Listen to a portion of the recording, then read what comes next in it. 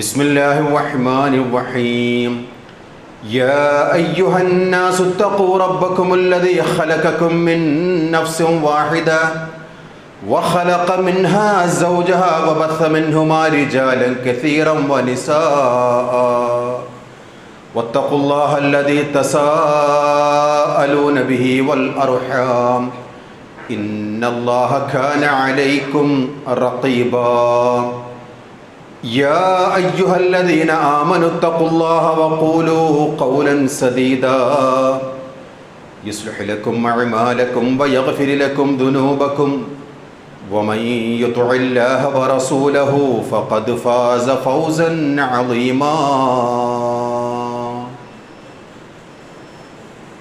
ഏറ്റവും സ്നേഹാദരണീയരായ സത്യവിശ്വാസിനികളെ, ജീവിതത്തിൻ്റെ എല്ലാ മേഖലകളിലും സർവശക്തനും അളവറ്റ ദയാപരനുമായ അള്ളാഹുവിൻ്റെ കൽപ്പനാ നിർദ്ദേശങ്ങൾ കഴിവൻ പരമാവധി ജീവിതത്തിലുടനീളം പാലിക്കണമെന്നുള്ള വസീയത്ത് സ്വന്തത്തോടും തുടർന്ന് നിങ്ങളിൽ ഓരോരുത്തരോടും അതിൻ്റേതായ ഗൗരവത്തിൽ വസീയത്ത് ചെയ്യുന്നു, ഉപദേശിക്കുന്നു.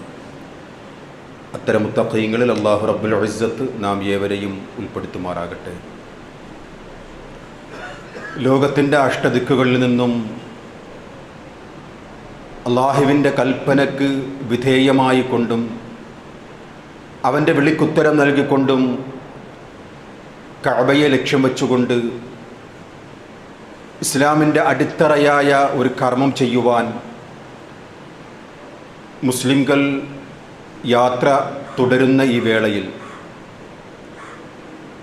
അവർക്ക് വേണ്ടിയുള്ള ദുആ പ്രധാനമാണ്. അവരുടെ ഹജ്ജ് മഖ്ബൂലും മബ്റൂറുമാകുവാനും ആ കർമ്മങ്ങളെല്ലാം ചെയ്തതിന് ശേഷം വീട്ടിലേക്ക് തിരിച്ചെത്തുവാനും അർഹമുർ റാഹിമീനായ റബ്ബേ അവർക്ക് നീ തൗഫീഖ് നൽകണം. ഹജ്ജ് ചെയ്യുവാൻ ആഗ്രഹമുള്ള വിശ്വാസികളുടെ ആഗ്രഹം നീ സാധിപ്പിച്ചു കൊടുക്കണേ റബ്ബേ. ഇന്ന അവ്വല ബൈത്തിൻ വുളിഅ ലിന്നാസി ലല്ലദീ ബിബക്കത മുബാറക വഹുദൽ ലിൽ ആലമീൻ. മനുഷ്യർക്ക് വേണ്ടി ഒന്നാമതായി ലോകത്ത് സ്ഥാപിക്കപ്പെട്ട ആരാധനാ മന്ദിരമാണ് ബറക്കത്താക്കപ്പെട്ട ലോകർക്ക് മാർഗദർശനമായി നിലകൊള്ളുന്ന പരിശുദ്ധമായ കഅബ. അവിടെ എത്തിച്ചേരുവാൻ കഴിവുള്ളവർ, ഹജ്ജ് ചെയ്യുവാനുള്ള കഴിവും അതിനുള്ള പാഥേയവും മറ്റുള്ള സാഹചര്യങ്ങളും എല്ലാം അനുയോജ്യമായി ഒത്തുവന്നവർക്ക് ഹജ്ജ് ചെയ്യുക എന്നുള്ളത് അദ്ദേഹത്തെ സംബന്ധിച്ചിടത്തോളം നിർബന്ധമാണ്.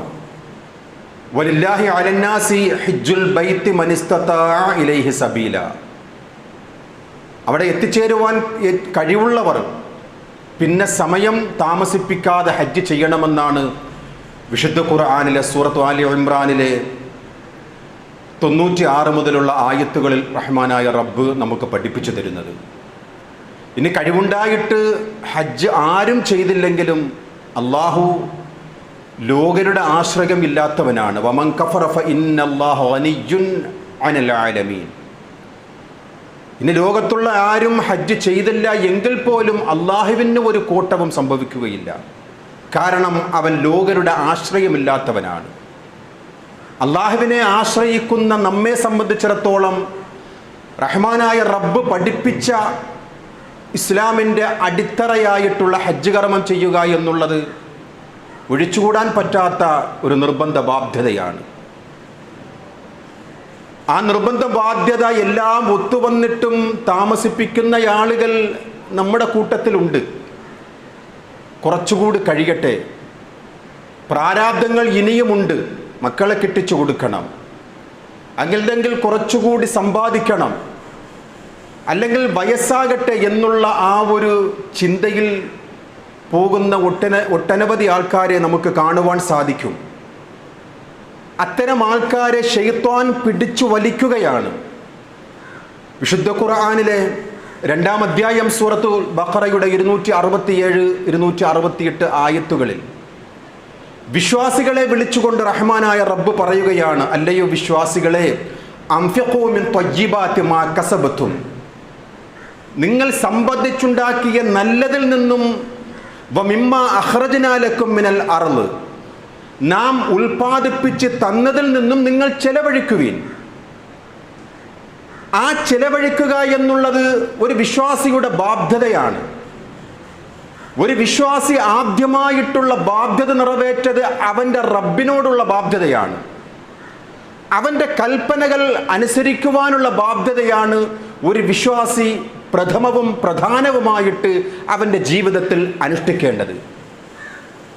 അങ്ങനെ ഹജ്ജും മറ്റുള്ള കർമ്മങ്ങളും ചെയ്യുവാൻ സാമ്പത്തികമായിട്ടുള്ള ചെലവ് വരുമ്പോൾ നമ്മുടെ ഉള്ളിലുള്ള ശൈത്വാൻ വസ്വാസ് നൽകുമെന്ന് വിശുദ്ധ ഖുർആനിലെ ആയത്ത്, അശ്ശൈത്വാനു യഅദികുമുൽ ഫഖർ വയഅ്മുറുകും ബിൽ ഫഹ്ശാ.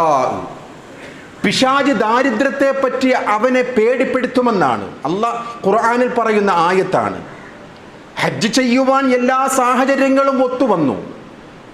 ധർമ്മം ചെയ്യേണ്ട നിർബന്ധമായിട്ടുള്ള കാര്യങ്ങൾ അറിയുന്ന ആൾക്കാർ, ഒഴിവാക്കുവാൻ പറ്റാത്ത സക്കാത്ത് പോലും ശൈത്വാന്റെ കരവലയത്തിൽ നിന്നുകൊണ്ട് അവന്റെ മനസ്സിനെ പിടിച്ചുലയ്ക്കുകയാണ്.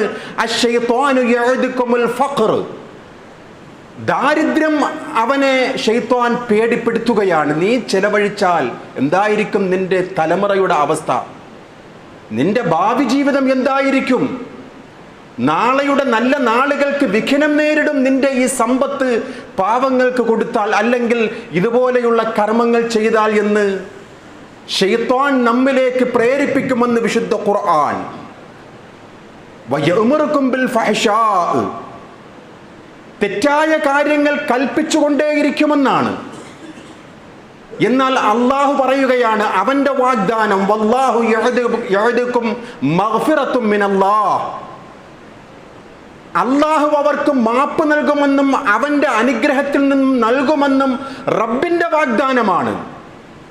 ആ വാഗ്ദാനം പ്രതീക്ഷിച്ചുകൊണ്ട് ലോകത്തെ എത്രയോ പേർ, നമുക്ക് അറിയാവുന്നതും അറിയാത്തതുമായിട്ടുള്ള എത്രയോ പേർ സമ്പാദ്യത്തിൽ നിന്നും ഭീമമായ ഒരു തുക പാവങ്ങൾക്ക് വേണ്ടി ഒരുക്കി വയ്ക്കുകയാണ്.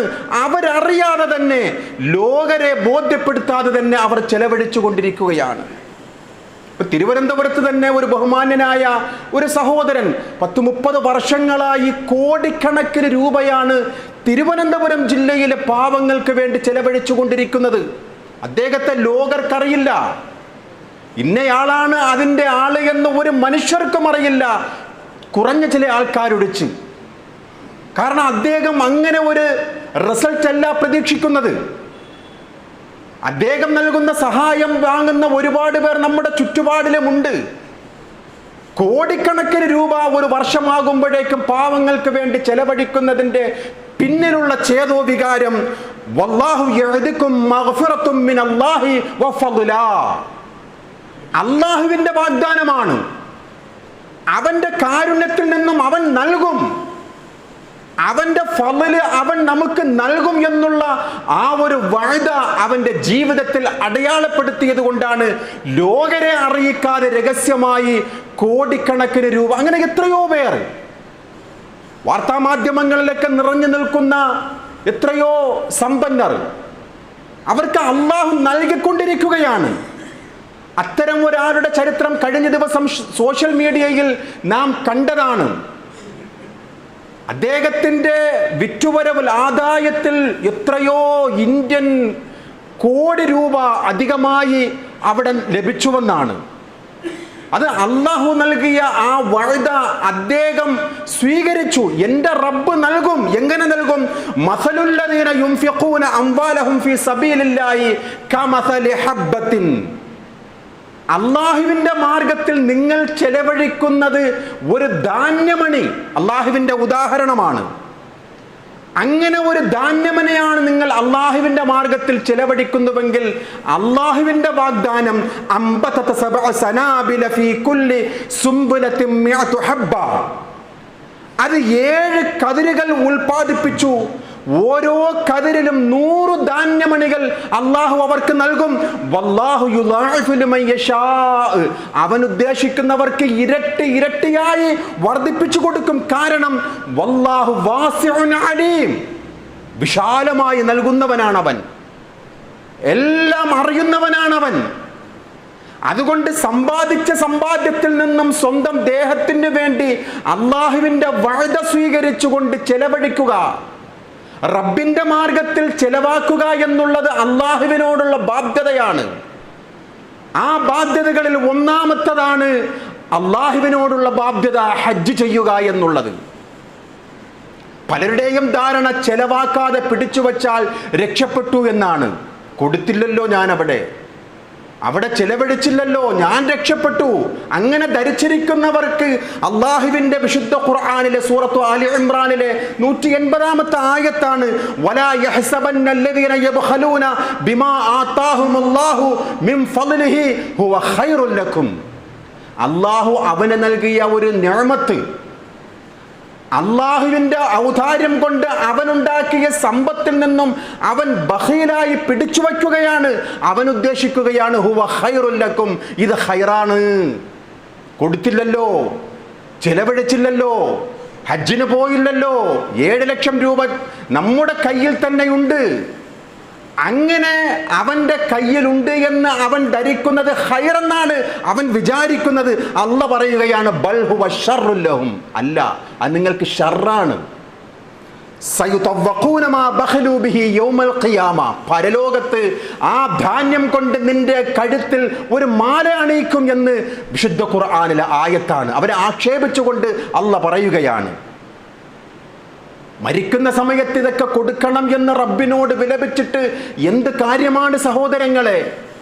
അള്ളാഹുവിനോടുള്ള ബാധ്യത തീർക്കാതെ, പരസ്പരം സഹോദരങ്ങളോടുള്ള ബാധ്യതകൾ തീർക്കാതെ, കൊടുക്കേണ്ടവർക്ക് കൊടുക്കാതെ, മസ്ജിദുകൾക്കും പാവങ്ങൾക്കും മറ്റുള്ളവർക്കും കൊടുക്കാതെ നാം പിടിച്ചു വയ്ക്കുന്നതിൻ്റെ പിന്നിലുള്ള ചേതോവികാരം ഇത് നന്മയാണ്, എൻ്റെ കുടുംബത്തിനാണ്, എൻ്റെ ഭാവി തലമുറക്കാണ്, എൻ്റെ മുന്നോട്ടുള്ള ഗമനത്തിന് ഇത് ഖൈറാണ് എന്ന് പറയുന്നവർ അറിയുക ബൽ ഹുവ ശർറുൽ ലഹും.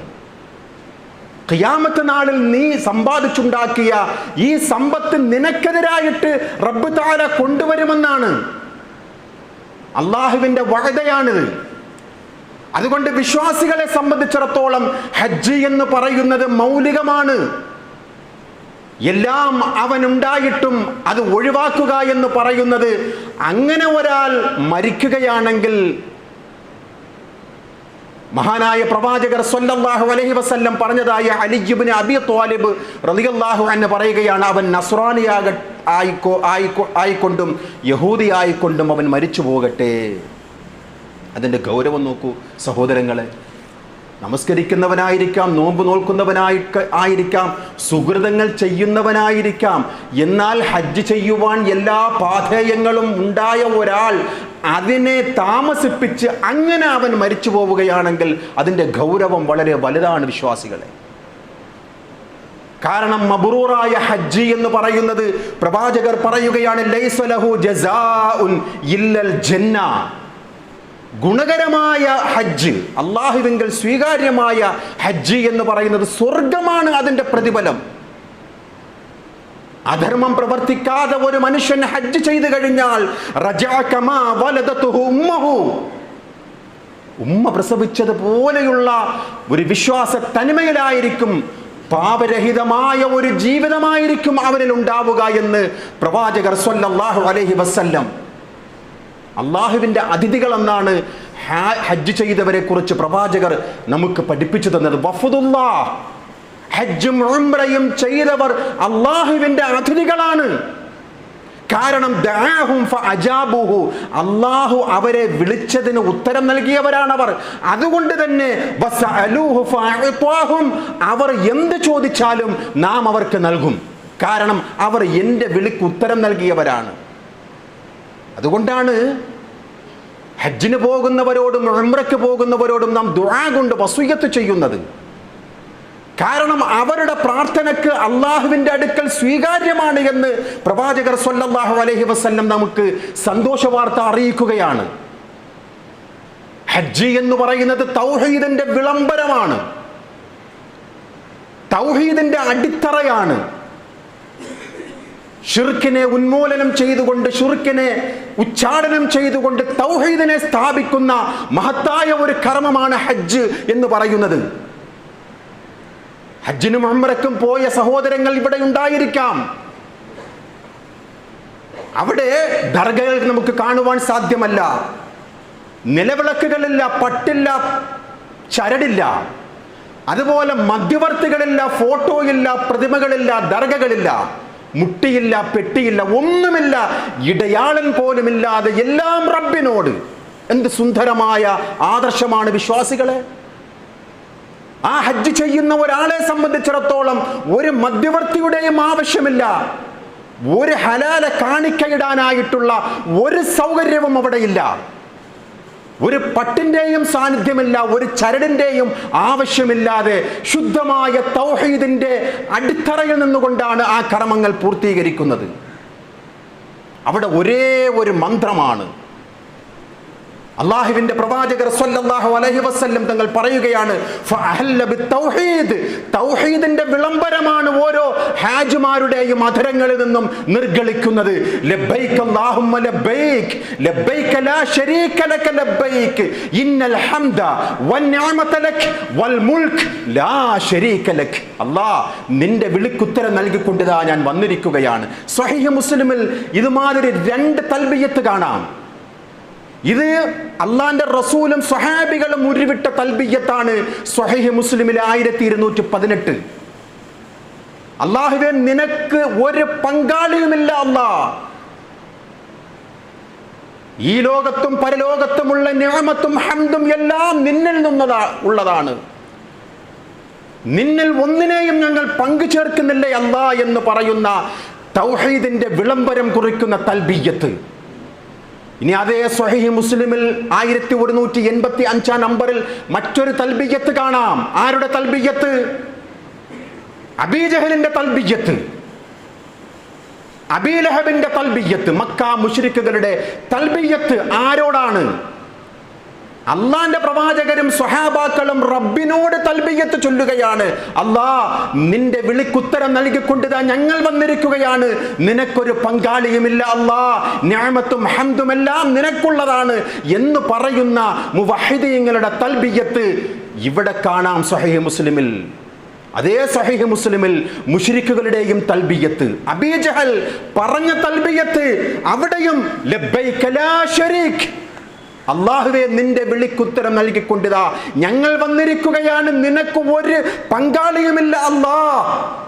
കാനൽ മുശ്രികൂന യഖൂലൂൻ, മുശ്രിക്കുകൾ പറഞ്ഞിരുന്നതാണ്. ഇത് കേൾക്കുമ്പോഴേക്കും പ്രവാചകർ പറഞ്ഞു, വൈലക്കും ഖദ് ഖദ്, നാശം നിങ്ങൾക്ക്, ഇവിടെ വച്ച് നിർത്തിക്കോ, മതി മതി, നിർത്തിക്കോ ഇവിടെ. പക്ഷെ നിർത്താൻ കൂട്ടാക്കുകയില്ല. ഇല്ലാ ശരീകൻ ഹുവ ലക തംലികുഹു വമാ മലക്, അല്ലാഹുവേ നിനക്കൊരു പങ്കാളിയുമില്ല എന്ന് പറഞ്ഞ അതേ നാവ് കൊണ്ട് ഇല്ലാ ശരീകൻ, ഒരു പങ്കാളി ഒഴികെ, ഹുവ ലക തംലികുഹു വമാ മലക്, ആ പങ്കാളിക്ക് എന്തെല്ലാം കഴിവുകളുണ്ടോ അല്ലാഹുവേ നീ കൊടുത്ത കഴിവാണ്. ഇന്നത്തെ ചില മുസ്ലിമീങ്ങൾ പറയുന്ന അതേ വിശ്വാസം. ഞങ്ങൾ മരിച്ചുപോയ മഹാന്മാർക്ക് സ്വന്തമായി കഴിവുണ്ട് എന്ന് ഞങ്ങൾ ചോദിക്കുന്നില്ല അല്ലാഹ്, അല്ലാഹുവേ നീ കൊടുത്ത കഴിവ്. ഇത് ആരുടെ വിശ്വാസമാണ്? മക്കയിലെ അബീജഹലിന്റെ വിശ്വാസം. അല്ലാഹുവേ ഇബ്രാഹിം നബിക്ക് സ്വന്തമായിട്ട് ഒരു കഴിവുമില്ല, ലാത്തക്കില്ല, ഉസ്സക്കില്ല, മനാത്തക്കില്ല, ഒരാൾക്കുമില്ല അല്ലാഹ് നീ കൊടുത്ത കഴിവല്ലാതെ. ഇതേ വിശ്വാസമല്ലേ ഇന്നത്തെ മുസ്ലിം സഹോദരങ്ങൾ ചെയ്തുകൊണ്ടിരിക്കുന്നത്? മരിച്ചുപോയ മഹാന്മാർക്ക് ഒരൊറ്റ കഴിവുമില്ല, അല്ലാഹുവേ നീ കൊടുത്ത കഴിവ്. അതാണ് വിശുദ്ധ പ്രവാചകർ സ്വല്ലല്ലാഹു അലൈഹി വസല്ലം തങ്ങൾ നമുക്ക് കൃത്യമായി പഠിപ്പിച്ചു തന്നത്. അതുകൊണ്ട് തന്നെ വിശ്വാസികളെ സംബന്ധിച്ചിടത്തോളം അല്ലാഹുവിൻ്റെ എല്ലാ സഹായങ്ങളും ലഭിച്ചാൽ, എല്ലാ സാമ്പത്തികമായും പാധേയങ്ങൾ നമുക്ക് അനുകൂലമായി വന്നു കഴിഞ്ഞാൽ പിന്നെ താമസിപ്പിക്കുവാൻ പാടില്ല. പ്രവാചകർ സ്വല്ലല്ലാഹു അലൈഹി വസല്ലം തങ്ങൾ പറഞ്ഞതായി മുസ്നദ് അഹ്മദും സുനൻ ഇബ്നു മാജ റഹ്മത്തുള്ളാഹി അലൈഹിം അവർ കൊടുക്കുന്ന ഒരു ഹദീസ് നോക്കൂ. മൻ അറാദൽ ഹജ്ജ ഫൽയതഅജ്ജൽ, ഒരു ഹജ്ജിന് ഒരാൾ ഉദ്ദേശിച്ചാൽ, അഥവാ എല്ലാം ഒരുങ്ങി പോകാനുള്ള സമ്പത്തുണ്ട്, ആരോഗ്യമുണ്ട്, വാഹനമുണ്ട്, പാസ്പോർട്ടുണ്ട്, എല്ലാം അവനുണ്ട്, എന്നിട്ട് അങ്ങനെ നിങ്ങൾ ഉദ്ദേശിക്കുകയാണെങ്കിൽ ഫൽയതഅജ്ജൽ, ധൃതി വെക്കണമെന്നാണ് അള്ളാന്റെ റസൂൽ പറഞ്ഞത്. അല്ല 50 വയസ്സാകട്ടെ 60 വയസ്സാകട്ടെ എന്ന് കാത്തിരിക്കലല്ല. ഫൽയതഅജ്ജൽ, ധൃതി വയ്ക്കുക നിങ്ങൾ ഹജ്ജ് ചെയ്യുവാനായിട്ട്. കാരണം ഫഇന്നഹു ഖദ് യംറദുൽ മരീദ്, ഒരുപക്ഷെ നിങ്ങൾ രോഗിയായേക്കാം. നാളെ എന്ന് പറഞ്ഞുകൊണ്ട് അല്ലെങ്കിൽ അടുത്ത വർഷം ആകട്ടെ എന്ന് നിങ്ങൾ തീരുമാനിക്കുന്നുവല്ലോ. ഖദ് യംറദുൽ മരീദ്, നിങ്ങൾ രോഗിയായേക്കാം. വതളല്ലു ളാല്ലതു വതഅരിദുൽ ഹാജ, ചിലപ്പോൾ മറ്റു പല ആവശ്യങ്ങളും നിങ്ങളെ തേടിയെത്തും. അല്ലെങ്കിൽ പോകാനുള്ള സാഹചര്യം നഷ്ടപ്പെട്ടു പോകും. അതുകൊണ്ട് മുസ്ലിംകളോട് അള്ളാഹുവിൻ്റെ പ്രവാചകർ പറയുകയാണ്, എല്ലാ സാധ്യതകളും അനുകൂലമായി നിങ്ങൾക്ക് വരികയാണെങ്കിൽ പിന്നെ താമസിപ്പിക്കുവാൻ പാടില്ല, ഉടൻ തന്നെ ഹജ്ജ് ചെയ്യണം എന്ന് റസൂലുള്ളാഹി സ്വല്ലല്ലാഹു അലൈഹി വസല്ലം തങ്ങൾ നമ്മെ പഠിപ്പിക്കുകയാണ്. വിശ്വാസികളെ, ജീവിതത്തിൽ അള്ളാഹുവിനോട് ചെയ്യേണ്ട ബാധ്യതയിൽ ഏറ്റവും മുന്തി നിൽക്കുന്ന ഒരു ബാധ്യതയാണ് ഹജ്ജ് കർമ്മം എന്ന് പറയുന്നത്. നേരത്തെ സൂചിപ്പിച്ചു, അലി റളിയല്ലാഹു അൻഹുവിൻ്റെ ഒരു പ്രസിദ്ധമായ ഒരു ഹദീസ്. എല്ലാ സാധ്യതകളും ഉണ്ടായിട്ടും ഹജ്ജ് ചെയ്യാതെ പോകുന്ന ഒരു മനുഷ്യൻ അങ്ങനെ മരിക്കുകയാണെങ്കിൽ ഫലാ അലൈഹി അൻ യമൂത യഹൂദിയൻ ഔ നസ്രാനിയൻ, എന്ത് ഗുരുതരമായ പാപമാണ് വിശ്വാസികളെ. നസ്രാനിയായിട്ടും യഹൂദിയായിട്ടും മരിച്ചു പോവുക എന്ന് വെച്ചാൽ അവൻ നന്മകളൊക്കെ ചെയ്തിട്ടുണ്ട്, സുഹൃതങ്ങളൊക്കെ ചെയ്തിട്ടുണ്ട്. ഈ ഹദീസ് 2 ഗ്രന്ഥങ്ങളിലുണ്ട്. ഒന്ന് ഇബ്നു മാജ തിർമിദി റഹ്മഹുല്ലാ, മറ്റൊന്ന് ശുഅബുൽ ഈമാൻ ഇമാം ബൈഹഖി റഹ്മത്തുള്ളാഹി അലൈഹിയുടെ. ഇമാം തിർമിദി റഹ്മഹുല്ലാ റിപ്പോർട്ട് ചെയ്തുകൊണ്ട് ഈ ഹദീസിൽ ചില ളുഅഫുകൾ ഉണ്ട് എങ്കിലും ശുഅബുൽ ഈമാനിൽ കൃത്യമായി ആ ഹദീസ് രേഖപ്പെടുത്തുകയാണ്. പല പണ്ഡിതന്മാരും അതിൻ്റെ ഗാംഭീര്യത്തെക്കുറിച്ച്, അതിൻ്റെ പ്രാധാന്യത്തെക്കുറിച്ച് ഈ ഹദീസുകൾ ഉദ്ധരിക്കാറുണ്ട്. അതുകൊണ്ട് വിശ്വാസികളെ, തൗഹീദിന്റെ ഏറ്റവും വലിയ പൂർത്തീകരണമാണ് ഹജ്ജ് എന്ന് പറയുന്നത്. ഇബ്രാഹിം നബി അലൈഹിസ്സലാത്തു വസ്സലാമിനോട് അല്ലാഹു തആല നിർദ്ദേശിച്ച ഒരു നിർദ്ദേശം സൂറത്തുൽ ഹജ്ജിലെ 26-ാമത്തെ ആയത്തിൽ നാം വായിക്കുകയാണ്. അല്ലാ തുശ്രിക ബി ശൈആ, പരിശുദ്ധമായ ആ ഭവനത്തിന്റെ എല്ലാ സ്ഥല സൗകര്യങ്ങളും റഹ്മാനായ റബ്ബ് ഏർപ്പെടുത്തി കൊടുത്തു, കാണിച്ചു കൊടുത്തു. എന്നിട്ടാണ് ഇബ്രാഹിം നബിയോട് അല്ല പറയുന്നത്, അല്ലാ തുശ്രിക ബി ശൈആ, ഇബ്രാഹിം നീ എന്നെ ഒന്നിലും പങ്കു ചേർക്കരുത്. ആരോടായി പറയുന്നത്? തൗഹീദിന്റെ ഏറ്റവും വലിയ ആൾ രൂപമായ മുവഹിദിന്റെ മാതൃകാ പുരുഷനായ ഖലീലുള്ളയായ ആദർശ പിതാവായ മഹാനായ ഇബ്രാഹിം നബി അലൈഹിസ്സലാത്തു വസ്സലാമിനോട് പറയുകയാണ്, അല്ലാ തുശ്രിക ബി ശൈആ, ഇബ്രാഹിം നീ എന്നിൽ ഒന്നിനെയും പങ്കു ചേർക്കരുത്, നീ ശിർക്ക് ചെയ്യരുത്.